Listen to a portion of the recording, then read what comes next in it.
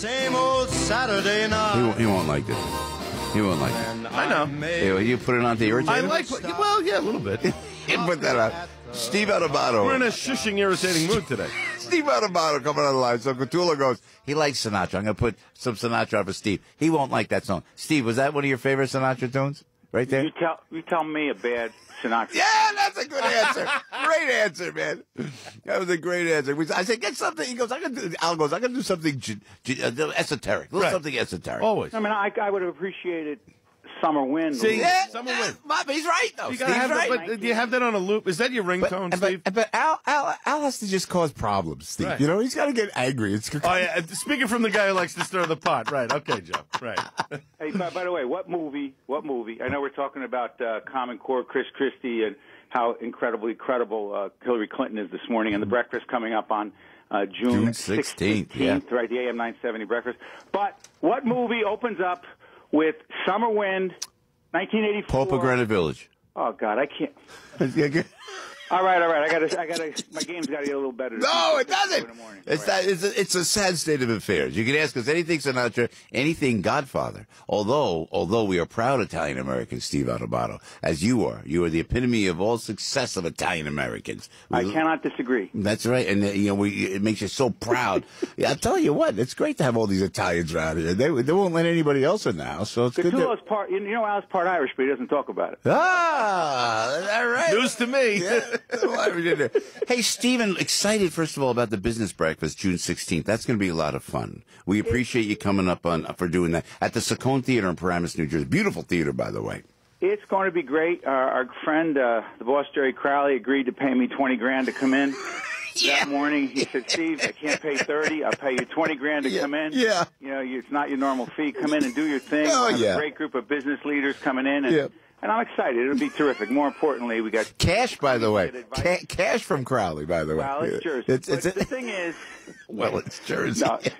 Seriously, we're going to be helping people get important advice about how to, we say make it rain. We don't need that today, but with the weather. But in all seriousness, how to keep the clients you have, bring in clients you don't have yet, but really build relationships. I'm one of those people, without getting on my soapbox, we know, Joe, that in our business, it's all about relationships. If you can't build relationships with people, no matter how good you think your service or your product is, somebody else has a service, somebody else has a product, and if you're not good at relationship building, you can't be good at that. Business, Is the and that's what it's about. That is the credo when I date younger women, Steve.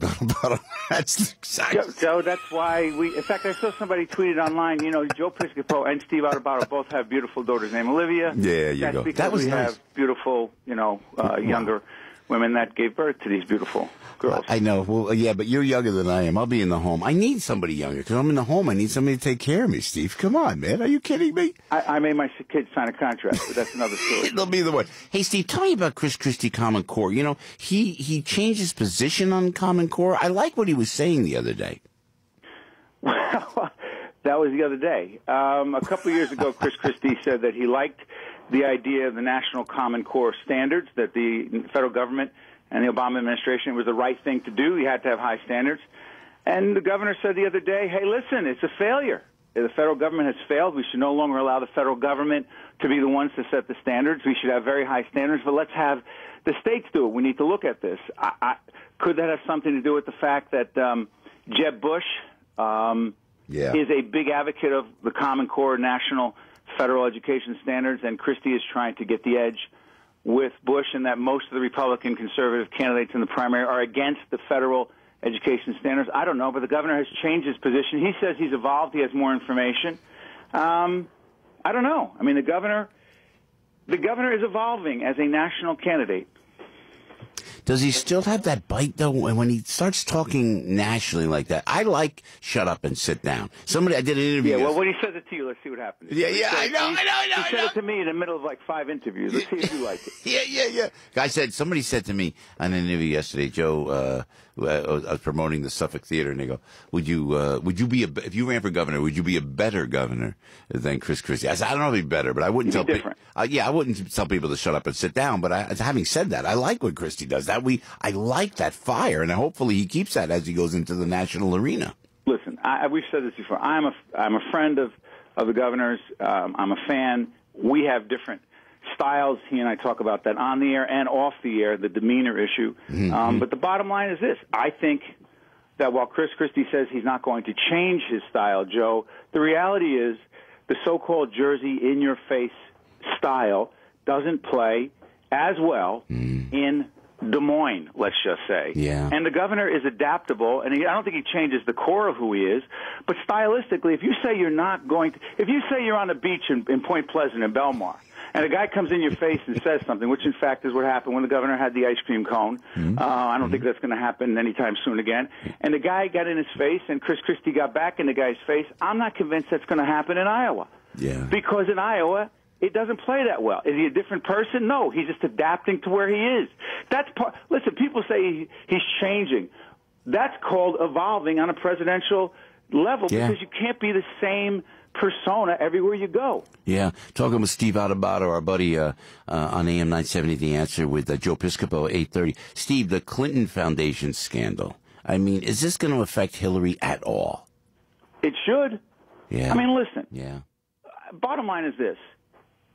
You run for president, you have to disclose aspects of your life that nobody wants to. And Hillary Clinton, when she was Secretary of State, all I know is this. When you've got countries cutting deals with Bill Clinton to come and speak and getting $1 million, $500,000, and that same country has major players that are cutting deals with the Department of State, which she's the Secretary of State, and we don't know that Bill Clinton gets $1 million to give a speech at the same time that that country is paying him and they're cutting a deal with the Department of State, and we don't know that until after the fact, I would argue it's a problem. I would argue that the messy finances of the Clinton Foundation and its connection to Hillary Clinton as a candidate is problematic. They didn't disclose a lot of this. I would argue that all the email issues, and Chris Christie's right about this, if he had deleted the emails that Hillary Clinton deleted as it relates to Bridgegate. Right. And he said, listen, I know I deleted those emails, but trust me, they had nothing to do with the bridge.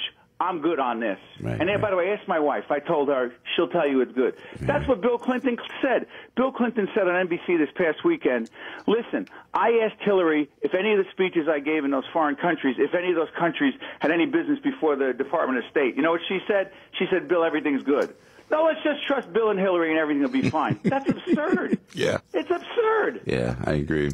But you know what? You know it and I know it. And you got the power brokers in Jersey, man. The big Democrats bringing her in, and she's going to be the one. And it just doesn't seem to be sticking with her, with Hillary Clinton. Stick, Joe. You think so? Joe, it's early. People want to focus on the summer at the Jersey Shore, getting down there, in Point Pleasant and Belmar and beautiful Lavalette in front of our house. Stay away from our house down there. Go down the seaside. I don't want a lot of people gathering in front of our beach house. But my point is this. It's the summer. It's early.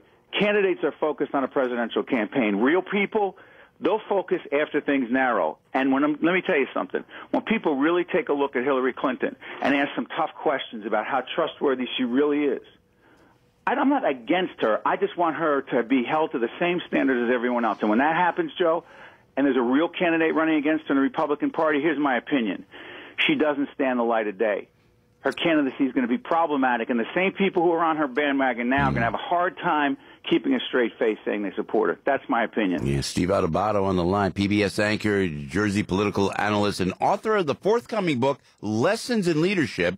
Also the host of our business breakfast. We want you to go online to am970theanswer.com and sign up for our business breakfast June 16th, hosted by Steve. It's so funny. We went to the New Jersey Institute of Technology, Steve. I told you this. It was great. NJIT, and we were there. They're the best. Oh, they love you there. And we're out there talking, saying we'd like to do something with manufacturing because they really have the jump on manufacturing and these STEM schools, these science, technology, engineering, and math. Yeah, and they're putting it out there and they're really making a difference. And so they go, well, we work with Steve Adubato. I had no idea, but man, you are everywhere. They love you over there. Joel Bloom, the president there. We do our tapings there, which is great. By the way, speaking of tapings, at our WNET Lincoln Center studio on June 25th, 25th, you're not plugging it, but you are coming in to tape one-on-one. I am. Our PBS series, you're coming in to tape. Why don't you bring Frank in? Why don't you bring Frank in? Frank doesn't leave. Frank goes Staten Island, studio home to Staten Island. He won't. I can't get this guy to go anywhere. Huh? I was saying, why don't you let him come in on the back end of your segment? We could plug his weekend show. But if he doesn't want to leave Staten Island, doesn't want to come to the west side of Manhattan, it's fine. You know, it's a great idea, though. Al, you should be there, too. Steve, that's a very I don't have anything to plug. You want to give me a show? It's a show. It's a morning show.